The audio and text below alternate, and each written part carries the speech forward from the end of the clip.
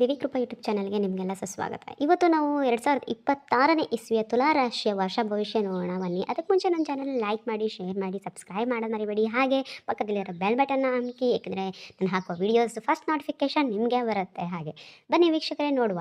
ಅದಕ್ಕೆ ಮುಂಚೆ ದಯವಿಟ್ಟು ನನ್ನ ಚಾನಲ್ನ ಒಂದು 8-9 ನಿಮಿಷ ನೀವು ಟೈಮ್ ತೊಗೊಂಡು ನೋಡಿ, ಏನು ಮಾಡಬೇಕು, ಏನು ಮಾಡಬಾರ್ದು, ಏನು ಮಾಡಿದರೆ ಒಳ್ಳೆಯದು ಅನ್ನೋದನ್ನ ನೀವು ಕಂಪ್ಲೀಟಾಗಿ ತಿಳ್ಕೊಂಡು ಈ ವರ್ಷದಲ್ಲಿ ನಿಮ್ಮ ಲಾಭನ ನೀವು ಮಾಡ್ಕೊಬೋದು.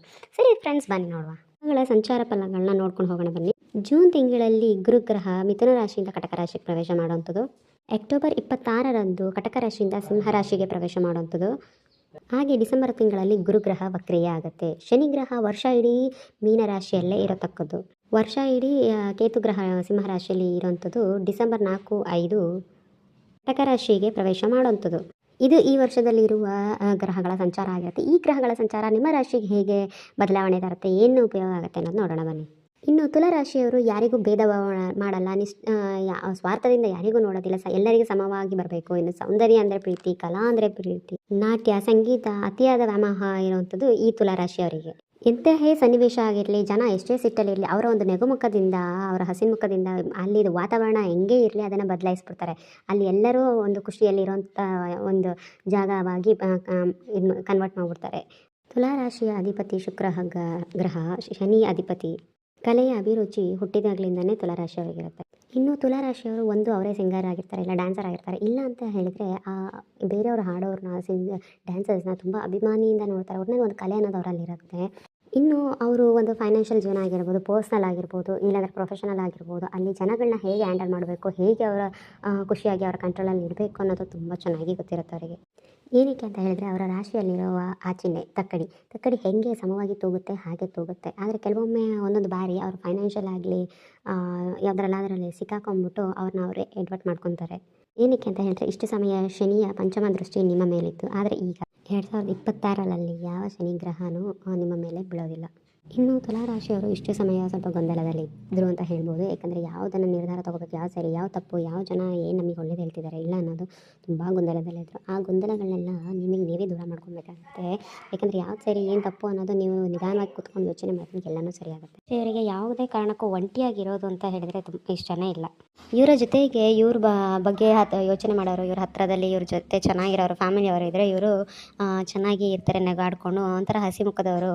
ಯಾವಾಗ ನೋಡಿದ್ರು ನಗುವಿನ ಮುಖ ಹಾಕ್ಕೊಂಡು ಓಡಾಡ್ತಾ ಇರ್ತಾರೆ. ಯಾಕೆಂದರೆ ಸಮಾಜದಲ್ಲಿ ಏನು ಕೆಟ್ಟದು ಅದು ಇದು ಎಲ್ಲ ನೋಡ್ಬಿಟ್ಟು ಅವರಿಗೂ ಸುಸ್ತಾಗ್ಬಿಟ್ಟಿದೆ. ಅದರಿಂದ ಯಾವತ್ತೂ ನಗಾಡ್ಕೊಂಡು ಇದ್ದಂಗೆ ಇರ್ತಾರೆ ಅವರು.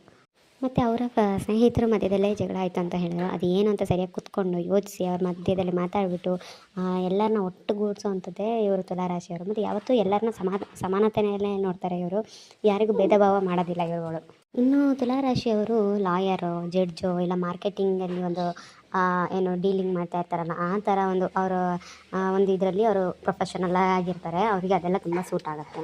ಇನ್ನು ತುಲಾ ರಾಶಿಯವ್ರದ್ದು ಹತ್ತಿರದಲ್ಲಿರೋರೇ ಏನಾರು ತಪ್ಪು ಮಾಡಿದ್ರೂ ಅವರಿಗೆ ನಾವು ಹೇಳಿಬಿಟ್ರೆ ಅಕ್ಕಪಕ್ಕದವರು ತಪ್ಪು ತಿಳ್ಕೊತಾರೆ ಮತ್ತು ಅವರು ಬೇಜಾರು ಮಾಡ್ಕೊತಾರೆ ಅನ್ನೋ ಒಂದು ಕಾರಣಕ್ಕೋಸ್ಕರ ಅವ್ರು ಏನೇ ಮಾಡಿದ್ರೂ ಅದನ್ನು ಹೊಟ್ಟೆಲಿ ಹಾಕ್ಕೊಂಡು ಹೇಳೋದೇ, ಹೊಟ್ಟೆಲಿ ಹಾಕ್ಕೊಂಡು ನುಂಗಿ ಮನಸ್ಸಿಗೆ ಒಂಥರ ನೋವು ಮಾಡ್ಕೊಳ್ಳೋದು ಜಾಸ್ತಿ ತುಲಾ ರಾಶಿಯವರು. ಇನ್ನು ತುಲಾ ರಾಶಿಯವರು ಎಲ್ಲಿ ಎಡಗ್ತಾರೆ ಅಂತ ಹೇಳಿದರೆ, ಅವರು ಯಾವ್ದಾದ್ರು ಒಂದು ಡಿಸಿಷನ್ ತೊಗೋಬೇಕಾದ್ರೆ ತುಂಬ ಲೇಟಾಗಿ ಅವರು ಡಿಸಿಷನ್ ತೊಗೊತಾರೆ ಅವರು.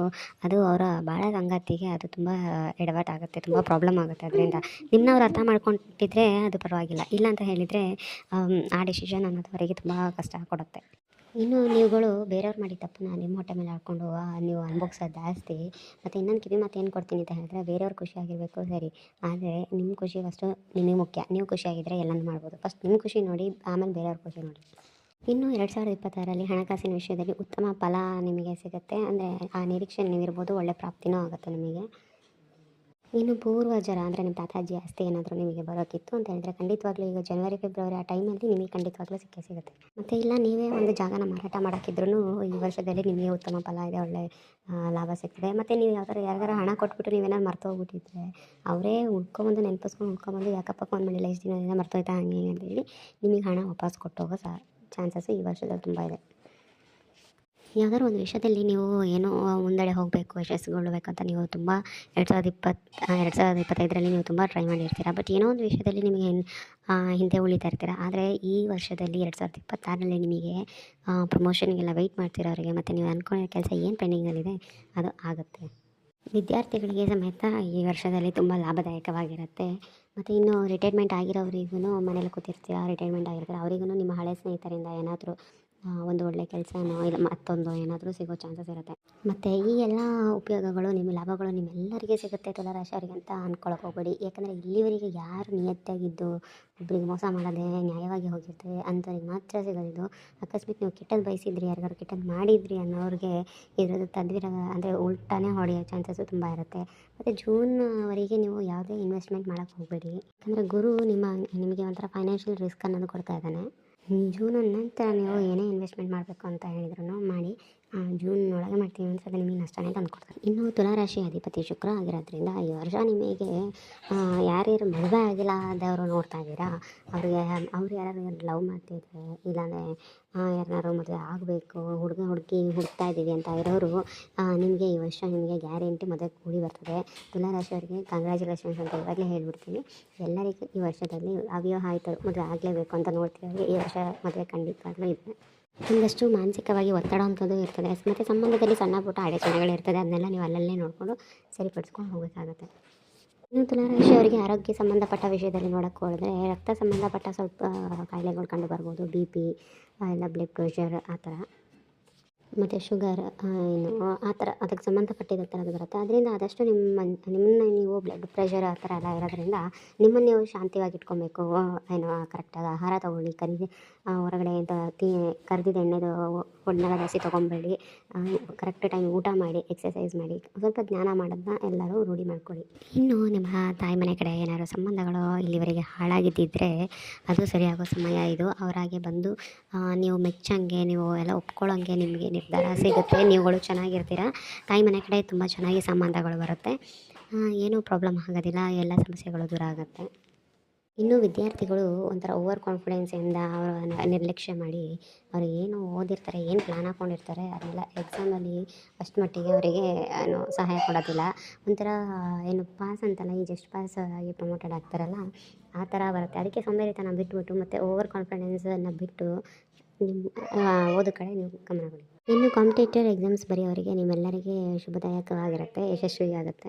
ಮುಖ್ಯವಾಗಿ ತುಲಾರಾಶಿಯವರು ಸೋಂಬೇರಿತನ ಆಲಸ್ಯತನ ಬಿಡಬೇಕಾಗತ್ತೆ. ಆಗಿಬಿಟ್ರೆ ಮಾತ್ರ ನಿಮಗೆ ಶುಭದಾಯಕವಾಗಿರುತ್ತೆ. ಗುರು ಮತ್ತು ಶುಕ್ರನ ಪ್ರಭಾವದಿಂದ ನಿಮಗೆ ಒಂದು ಮಾರ್ಚ್ ಏಪ್ರಿಲ್ವರೆಗೆ ಸ್ವಲ್ಪ ಚೆನ್ನಾಗಿರುತ್ತೆ. ಆಮೇಲೆ ನಿಮಗೆ ಎಲ್ಲ ಒಂಥರ ಮಿಶ್ರ ಫಲನೇ ಕಂಡು ಬರುತ್ತೆ. ಇನ್ನು ಅಕ್ಟೋಬರ್, ನವಂಬರ್, ಡಿಸೆಂಬರ್ ಟೈಮಲ್ಲಿ ನಿಮ್ಮ ವೈಯಕ್ತಿಕ ಜೀವನ ಇಲ್ಲಾಂದರೆ ವಿವಾಹಿತ ಜೀವನದಲ್ಲಿ ಸ್ವಲ್ಪ ತುಂಬ ಎಚ್ಚರಿಕೆಯಿಂದ ಇರಬೇಕು ನೀವು. ಆಮೇಲೆ ಗಂಡ ಹೆಂಡತಿಗೆ ಜಗಳ ಆಯಿತು ಅಂತ ಹೇಳಿದ್ರೆ ಅಂದರೆ ಒಬ್ರನ್ನೊಬ್ರು ಬಿಟ್ಟು ಹೋಗೋದು ಅವ್ರ ಮನೆಗೆ ಆ ಥರ ಚಾನ್ಸಸ್ ಸಮೇತ ಇರುತ್ತೆ. ಆದ್ದರಿಂದ ಸ್ವಲ್ಪ ಎಚ್ಚರಿಕೆಯಿಂದ ಇರಿ. ಇನ್ನು ಈ ವರ್ಷ ಇಡೀ ನೀವು ಗುರುವಿನ ಆರಾಧನೆ ಮಾಡಬೇಕಾಗುತ್ತೆ. ದತ್ತಾತ್ರೇಯ ಆಗಿರಲಿ, ಸಾಯಿಬಾಬಾ ಆಗಿರಲಿ, ಶ್ರೀ ಗುರು ರಾಯನ ಪೂಜೆ ಪುರಸ್ಕಾರಗಳನ್ನ ಮಾಡಬೇಕಾಗುತ್ತೆ. ಗುರುವಾರ ಒಂದು ದಿನ ಈ ಆರಾಧನೆಗೆ ಅಂತ ಹೇಳಿ 1 hour ಎತ್ತಿಡಿ. ಯಾಕಂದರೆ ನಾವು ಮಾಡುವಂಥ ಕೆಲಸಗಳಲ್ಲಿ ಗುರುವಿನ ಬಲ ತುಂಬಾ ಬೇಕಾಗುತ್ತೆ. ಇದನ್ನೆಲ್ಲ ನೀವು ಗಮನಕ್ಕೆ ಇಟ್ಟುಕೊಂಡು ನಿಮ್ಮ ಜೀವನನ ತಿದ್ಕೊತೀರಾ ಅಂತ ಅಂದ್ಕೊತೀನಿ. ಸರಿ, ಎಲ್ಲರಿಗೂ ತುಲಾರಾಶಿಯವರಿಗೆ ಒಳ್ಳೆಯದಾಗಲಿ ಅಂತ ನಾನು ಪ್ರಾರ್ಥಿಸ್ತಾ ಒಳ್ಳೆಯದಾಗಲಿ. ಶುಭ.